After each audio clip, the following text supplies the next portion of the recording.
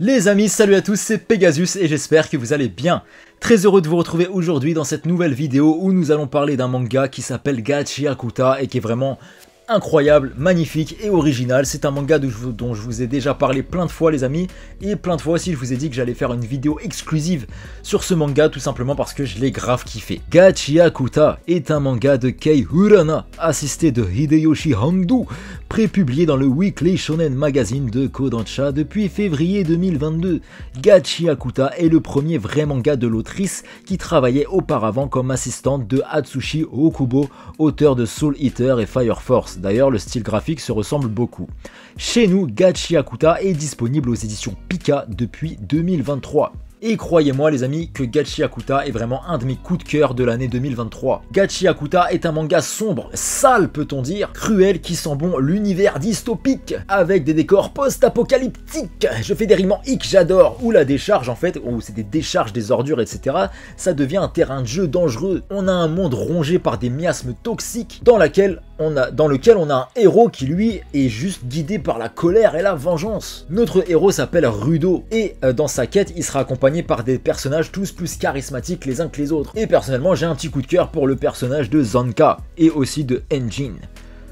Bref, j'ai beaucoup de choses à dire sur ce manga les amis, mais avant qu'on rentre un petit peu plus dans le détail, comme d'habitude, Gachi-Akuta, de quoi ça parle? Nous faisons la connaissance de Rudo, un membre de la peuplade qui a vécu toute sa vie dans le bidonville où sont entassés les descendants de criminels. Marginalisé et méprisé par tous, il passe son temps à s'infiltrer dans les décharges pour récupérer des déchets encore utilisables et les revendre.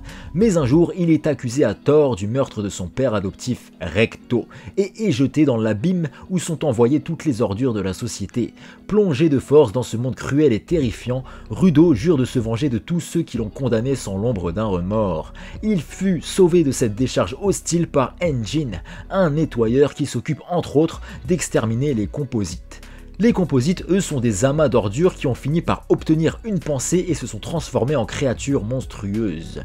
Rudo acceptera d'aider les nettoyeurs dans leur mission car celui-ci a un énorme potentiel caché, notamment dans ses gants, et il doit apprendre à maîtriser tout ça. Rudo s'avérera être, entre guillemets, un forgeur d'âme, tout comme les autres nettoyeurs en fait. Et en gros, les forgeurs d'âme, c'est quoi? Ce sont des personnes qui possèdent un don qui permet d'insuffler de la vie, on va dire, à des objets et de tirer des pouvoirs de ces objets. Et lorsque ces personnes prennent soin d'un objet, pendant longtemps, il va s'y loger une sorte d'âme, de pensée dans cet objet. C'est ce qu'on va appeler un Jinki. Et il n'y a que les Jinki qui sont en mesure de tuer les composites. Gachi-Akuta est un manga pur style shonen, dans lequel le héros va devoir se hisser du fond de l'abîme pour se hisser du coup vers le monde céleste. Une ascension qui sera sublimée par un trait si particulier, haché et dynamique, brouillon à certains moments, brouillon dans le bon sens du terme, attention, hein. Un style de dessin donc qui va tellement bien avec le propos de l'histoire et surtout l'univers qui nous y est présenté. Ce manga présente en plus de ça subtilement des thématiques assez entre guillemets engagées, comme la surconsommation, l'environnement, la gestion des déchets, la lutte des classes avec cette opposition entre les gens d'en bas et les gens d'en haut. Rudo lui est un personnage qui, même s'il gueule beaucoup, on s'attache très vite à lui parce que malgré sa situation difficile, il ne se morfond jamais, on a de l'empathie pour ce mec, on comprend surtout son désir de vengeance. Il est touchant de fou ce gars, notamment au moment où il rejoindra les nettoyeurs en fait, il se sent enfin compris et accepté à sa juste valeur, là où de base, à part son père adoptif, tout le monde le rejetait, tu vois. Il essaye toujours de bien faire les choses, mais il est très souvent maladroit. Et on sent en lui un profond désir de s'élever, d'être en paix, d'être entouré, mais il a du mal parce qu'il a jamais connu... ça en fait, il a toujours connu que la haine et la colère et la solitude, tu vois. Mais il fait tout pour être mieux et c'est beau. Il est également présenté comme un anti-héros qui souhaite uniquement se venger. Une vengeance donc qui est aussi bien dirigée contre l'assassin de son père adoptif, mais aussi et surtout contre une société discriminante dans laquelle les descendants de criminels sont injustement parqués dans des bidonvilles. Et si la vengeance sera un des fils rouges tout au long de l'histoire, le recyclage et la réparation des objets l'est tout autant. Dans Gachi-Akuta, en fait, il y a un subtil mélange. D'un côté, on a une société impitoyable qui balance les pauvres comme des déchets, et de l'autre on a une vraie sensibilité de la part de certains d'entre eux comme Rudo, qui lui va traiter les déchets avec respect. Pour lui, les objets ils ont une âme, et c'est d'ailleurs ce qui fera en sorte qu'il puisse utiliser son pouvoir. Un des thèmes principaux du manga aussi porte donc sur le lien que peuvent avoir les gens et les objets. Il y a ceux qui voient dans certains objets quelque chose de précieux et les autres qui les consomment à la chaîne sans respect, les transformant en déchets pour un rien. Et évidemment, vous l'avez compris, je l'espère, qu'il y a un parallèle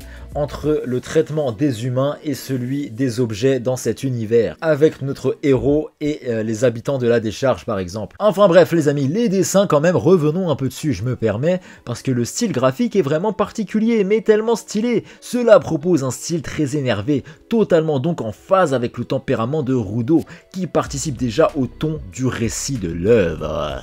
La mise en page, elle, est vraiment bien foutue dans le manga, parce que quand on lit, on s'ennuie pas, et on ne peut pas s'arrêter surtout. Et puis les combats sont d'un dynamisme fou. On arrive parfois à jongler entre une ambiance morbide, malaisante, due à l'univers, et des scènes beaucoup plus légères, parfaitement bien placées, avec de l'humour bien maîtrisé.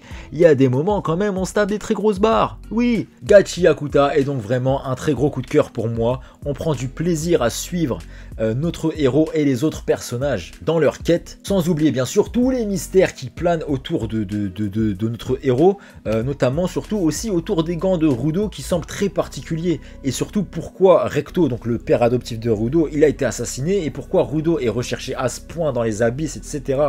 Il y a beaucoup de mystères. De plus, les abysses semblent être un lieu immense, entouré de mystères qui nous sont subtilement divulgués au fur et à mesure du récit, et il nous tarde de tous les découvrir. Enfin voilà les amis, c'était tout pour cette petite vidéo sur le manga Gachi Hakuta. N'hésitez pas à le lire si ce n'est pas le cas, et si vous ne l'avez pas lu les amis, j'espère que cette petite vidéo vous aura donné envie de le lire tout simplement. Et si vous avez lu Gachi Hakuta les amis, dites-moi en commentaire surtout ce que vous en avez pensé, si comme moi ça a été pour vous un gros coup de cœur de l'année 2023, en tout cas pour moi ça l'est, vous l'avez compris, c'est pour ça que je fais cette vidéo aussi.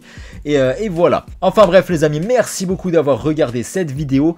Quant à nous, on se retrouve très vite sur la chaîne comme d'habitude pour plein d'autres vidéos manga, animés, etc. Donc restez branchés, il y a plein de trucs qui arrivent, ça va être le feu total.